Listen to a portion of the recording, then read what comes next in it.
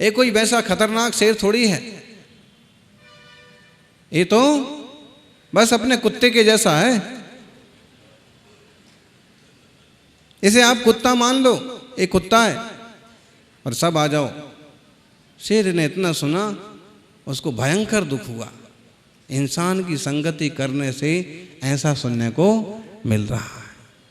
वही होता है आज के मुनि राजों के साथ भी। ये गृहस्थी जनों की संगति करने से उनको भी ऐसा ऊंचा नीचा सुनने को मिल जाता है।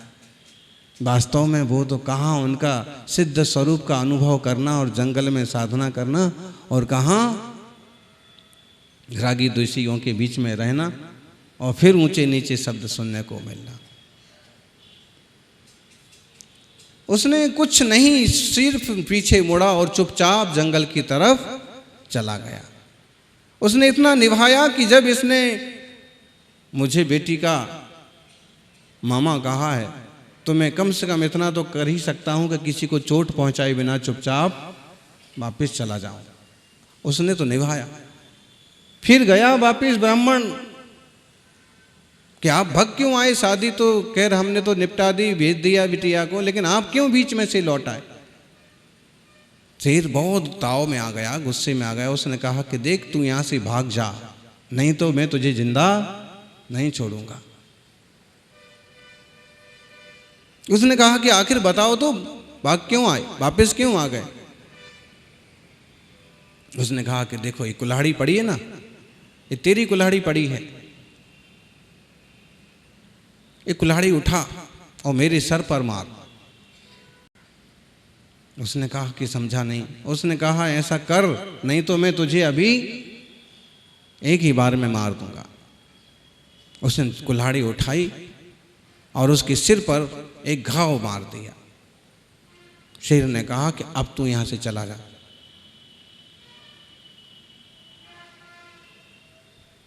ब्राह्मण ने ये सब उसका जब ताव देखा, गुस्सा देखा, तो उसने भागने में ही भलाई समझी। फिर कुछ दिनों बाद जरूरत पड़ गई, फिर पहुंचा, फिर शेर से कहा कि बताओ तो। शेर ने कहा कि तुझे क्या चाहिए। बोले अब गरीबी आ गई है, थोड़ा धन और चाहिए, ये चाहिए। उसने कहा जो चाहिए तू ले और यहां से भाग जा। कारण क्या है आखिर इतना नाराजी का। तो उसने कहा नाराजी का कारण देखो, हथियार का घाव तो भर गया, महीने 2 महीने हो गए और हथियार का घाव तो भर गया।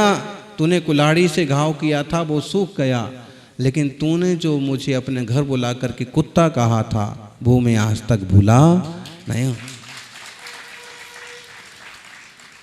शब्द ब्रह्म है। एक एक शब्द कैसे उपयोग करना है, कैसे प्रयोग करना है। जिनवाणी के वो शब्द हमें भेद विज्ञान करने में निमित्त बन जाते हैं। हमारे कहे गए शब्द भेदभाव पैदा कर देते हैं। आत्मार्थी सज्जनों, शब्दों के प्रयोग में सावधानी बरतिएगा तो ही जीवन मंगलमय बनेगा। आचार्य देव कुंद स्वामी कहते हैं कि भगवान भी जब दिव्य ध्वनि प्रकट करते हैं तो उनके कहे गए शब्द भव से तारने में कारण बन जाते हैं। जिन वयणम ओसह मिड़म, यह जिन वचन औषधि के समान है। उनके वचन औषधि का काम करते हैं। भाई तुम्हारे वचन भी ऐसे बनाओ जो औषधि का काम करें, सकारात्मक हो, सहयोगी हो। तो यह जो शब्द ब्रह्म है, ये स्वरूप को उपलब्ध कराने में सहयोगी हैं। इसलिए जिनवाणी का अभ्यास करें। लेकिन एक बात निश्चित समझो कि तुम सिर्फ शब्द सुनते रहो, शब्द के भाव को ना समझो तो जीवन में कुछ भी उपलब्धि नहीं होगी। शब्दों का सही अर्थ निकालना भी अपने भाव पर ही निर्भर करता है, अपने भाग्य पर निर्भर करता है। कहना कुछ चाहते हैं, संसार असार है, अनित्य है।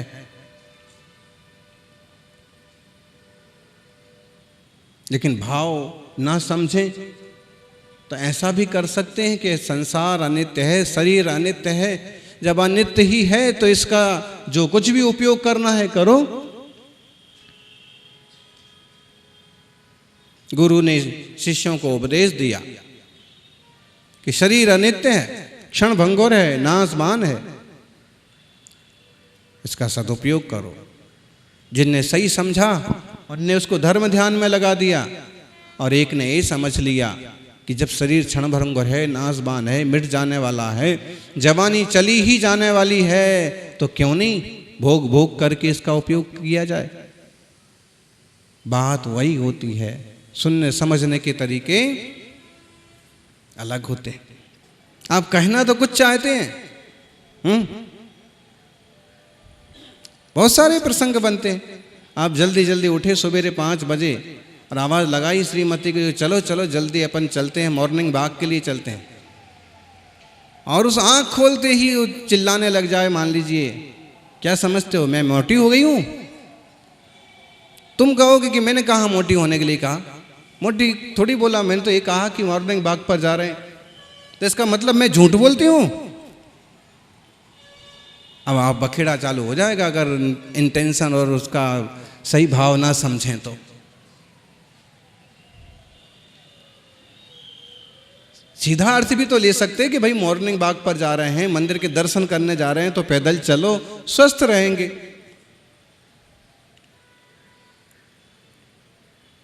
तो शब्दों का बहुत महत्व है, और ये शब्द ज्ञान नहीं है, लेकिन फिर भी ये शब्द सूत्र, सूत्र श्रुत और सूत्र श्रुत जानना बनते हैं, ज्ञान बनते हैं, अनुभूति बनते हैं, भाव भासना बनते हैं। इसलिए शब्दों का प्रयोग भी बहुत विवेक पूर्वक करना चाहिए। आचार्य देव कुंद स्वामी कहते हैं कि यह जो सूत्र है, इसकी भी उपाधि छोड़ दी जाए और अनुभूति ली जाए तो जीवन में आनंद ही आनंद हो जाए। जब हम शुद्धो हम बोलते हैं तो हमें केवल शब्दों पर नहीं अटक जाना चाहिए। ज्ञानानंद स्वरूपो हम जब बोलते हैं तो हमें केवल शब्दों पर नहीं अटक जाना चाहिए, और अंतर जल्प रूप से भी हम यदि निर्विकल्प स्वरूपो हम बोलते हैं तो हमें निर्विकल्प स्वरूप का अनुभव लेना चाहिए। शब्द सेतु बनना चाहिए।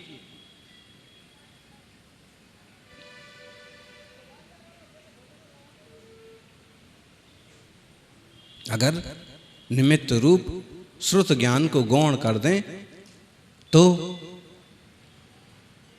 श्रुत ज्ञान भी ज्ञान मात्र रह जाए, अनुभूति बन जाए।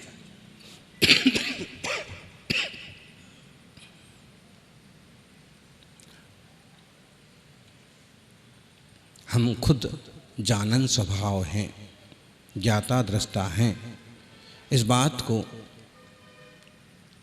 प्रवचन सार की 35 नामद की गाथा में कहते हैं, जो जान दिसो नानी नाहबदी नाणेन जान गो आदा नाणम पर्णमदिशयम अट्ठा नानठिया सभ्ये।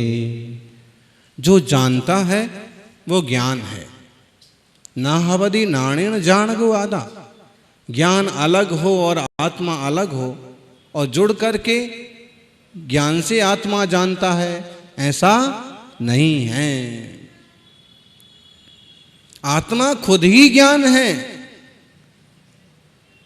ज्ञान अलग से आरोपित नहीं है। और नाणम परिणमदिशया अट्ठा नानठिया सभ्ये, जो ज्ञान में स्थित पदार्थ हैं वो सब ज्ञान रूप ही परिणमित होते हैं। जो जानता है वो ज्ञान है, ज्ञान के द्वारा आत्मा ज्ञायक है, ऐसा नहीं मानना। वास्तव में ज्ञान के द्वारा आत्मा ज्ञायक नहीं है, आत्मा स्वयं ही ज्ञान है। आत्मा स्वयं ही ज्ञायक है। वह आत्मा स्वयं ही ज्ञान रूप परिणमित होता है और सब पदार्थ उस ज्ञान में अवस्थित हैं। आप कभी इस तरह से विचार करते हो कि पदार्थों को जानने वाले आप कौन हैं? आप एमए किया, बीए किया, एमबीए किया, सब कुछ किया, लेकिन जिसने ये सब किया उसकी दृष्टि कभी बनती है आपकी? हम अनाउंस कर रहे हैं, हम बोल रहे हैं, या हम प्रवचन कर रहे हैं, या कोई काम कर रहे हैं, तो इसके पीछे जो ज्ञाता है ये कौन है? ये जानने वाला है, ये कौन है?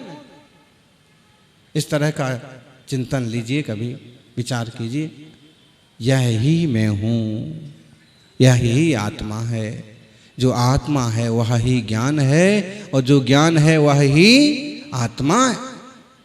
लोक में, दुनिया में कुछ ऐसे दर्शन वाले लोग हैं, ऐसी मान्यता वाले लोग हैं, वो कहते हैं आत्मा तो है, लेकिन आत्मा किसी ज्ञान से ज्ञानी होता है। आत्मा में ज्ञान गुण नहीं है। ज्ञान आदि गुण कहीं और से आकर के आत्मा में समवाय नाम के संबंध से जुड़ जाते हैं। वास्तव में अगर आत्मा को ज्ञान ना माना जाए, जड़ माना जाए, तो किसी जोड़ से जड़ को चेतन बनाया जा सकता है? बोलो। दुनिया में ऐसे लोग हैं, वो कहते हैं कि आत्मा नाम की चीज नहीं है। ये तो पंचभूत थे मिलकर के शरीर की रचना हुई, और इन शरीर की रचना, इन पंचभूतों की रचना से ही उसमें चेतना पैदा हो गई। जैसे बटलोई, बटलोई जानते हैं आप लोग? आप बटलोई नहीं जानते, आप कुकर जानते हैं। बटलोई कौन जानता है? चलो थोड़े लोग तो हैं जो बटलोई जानते हैं। बटलोई कैसी होती है? गोल बर्तन, मजबूत कांसे का,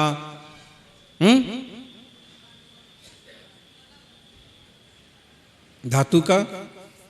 बटलोई में बोले, बटलोई में पानी, अग्नि,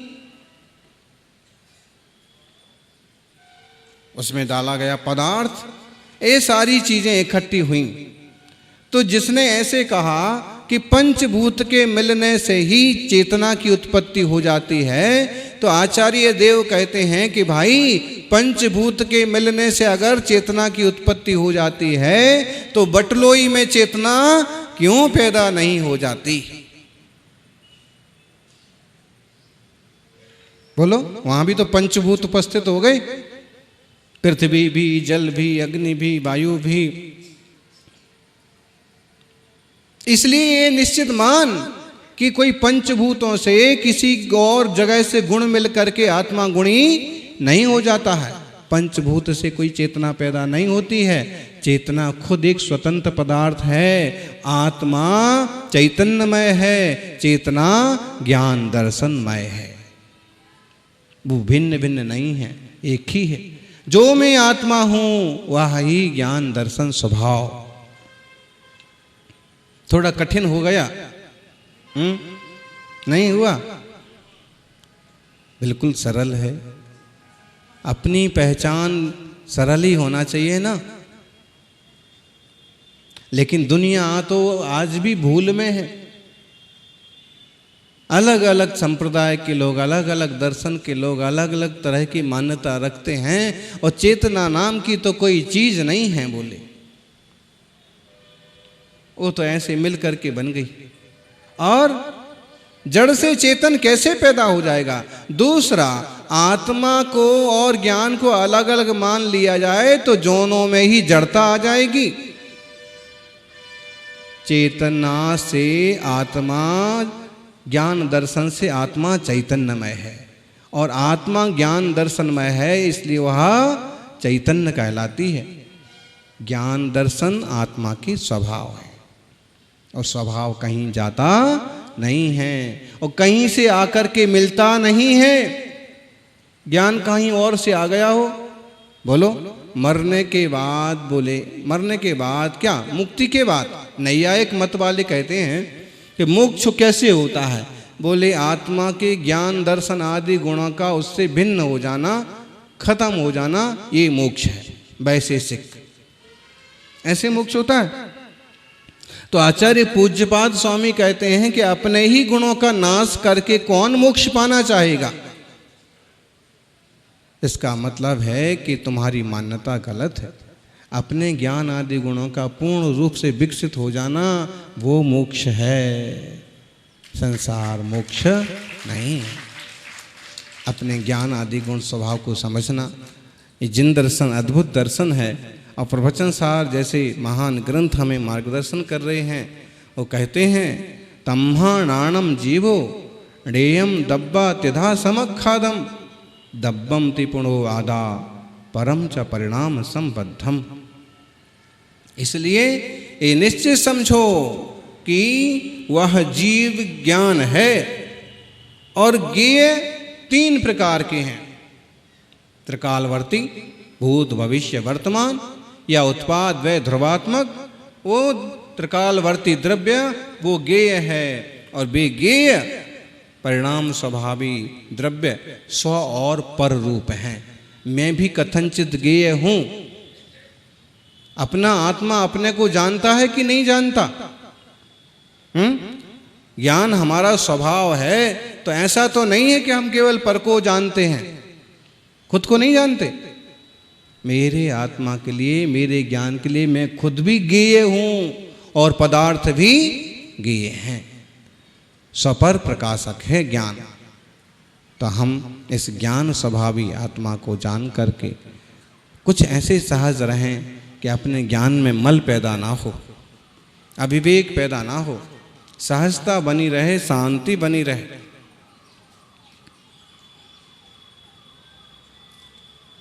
जीव ही ज्ञान है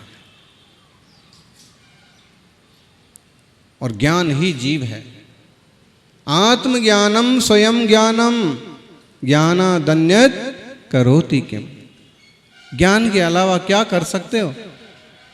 लेकिन वास्तव में ज्ञान के अलावा सब कुछ कर रहे हैं अपन, उल्टा हो रहा। आचार्य अमृतचंद्र कह रहे हैं कि आत्मज्ञानम स्वयं ज्ञानम ज्ञानादन्यत करोति किम। ज्ञान के अलावा आत्मा क्या कर सकता है, क्या करता है, बताओ। तो अपन बता दो कि ज्ञान के अलावा और सब कुछ करता है। हमारा जो हाल है कि ज्ञान के स्वभाव के अलावा सब कुछ कर रहे हैं और जो करना चाहिए वो ही नहीं कर रहे।